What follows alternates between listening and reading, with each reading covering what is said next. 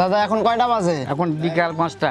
পাকিস্তান আমল থেকেই তিনি ঘড়ি ব্যবহার করতেন। সে সময় তিনি এক সুইপারের হাতে ঘড়ি রাখেন। এরপর হাতে থাকা ঘড়ি ছুঁড়ে ফেলে প্রতিজ্ঞা করেন আর ঘড়ি ব্যবহার করবেন না, নিজের মনের দেয়ালে বানাবেন ঘড়ি। তখন থেকেই চোখ বন্ধ করে ঘড়ি না দেখেই সময় আয়ত্ত করার চেষ্টা শুরু করেন। এক পর্যায়ে আস্তে আস্তে তিনি ঘড়ি না দেখে হাতের দিকে তাকিয়ে সময় বলে দেওয়া শুরু করেন।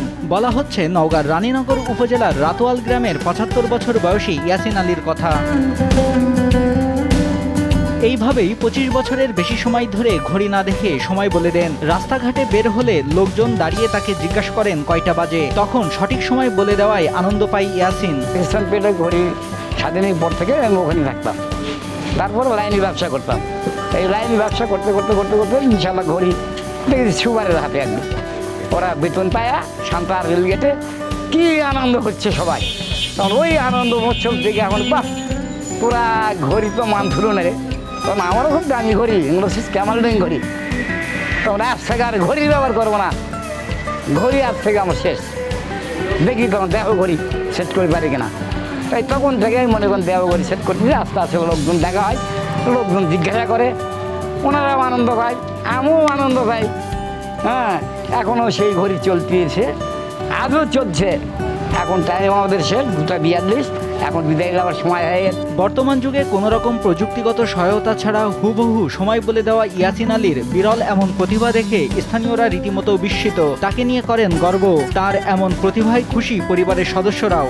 এই আধুনিকতার যুগে দাদু মানে কোনো ঘড়ি বা কোনো মোবাইল না দেখেই আমাদেরকে সময়টা বলে দিতে পারেন। আমরা যখন স্কুলে যাওয়া আসার পথে দাদুর সঙ্গে দেখা হয়, তখন আমরা দাদুকে জিজ্ঞেস করি যে দাদু এখন কত বাজে। দাদু বলে মানে কোনো মোবাইল বা কোনো ঘড়ি না দেখে তিনি বলে দিতে পারেন যে এখন এতটা বাজে।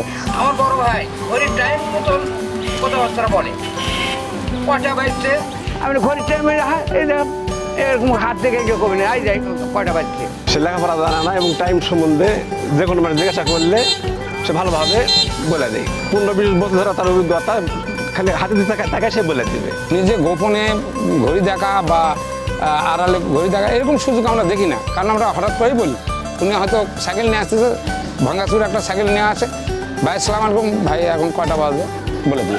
যদি আমরা আজ থেকে 20 বছর বা 30 বছর আগেও জিজ্ঞেস করতাম যে কোনো সময় একটা ধরে যে চাচা এখন কত বাজে, তখন যদি বিকাল 4টা হয় তখন সে বলতো যে এখন বিকেল 4টা বাজছে। ৭৫ বছর বয়সেও ইয়াসিন আলী সাইকেল চালিয়ে কাঁচা সবজির ব্যবসা করে জীবিকা নির্বাহ করেন। ঘড়ি ছাড়া সময় বলতে পারায় তার নামে একটি গ্রামের নামও হয়েছে। সেই গ্রামের নাম ইয়াসিনপুর। নিউজ ডেস্ক, দেশ টিভি।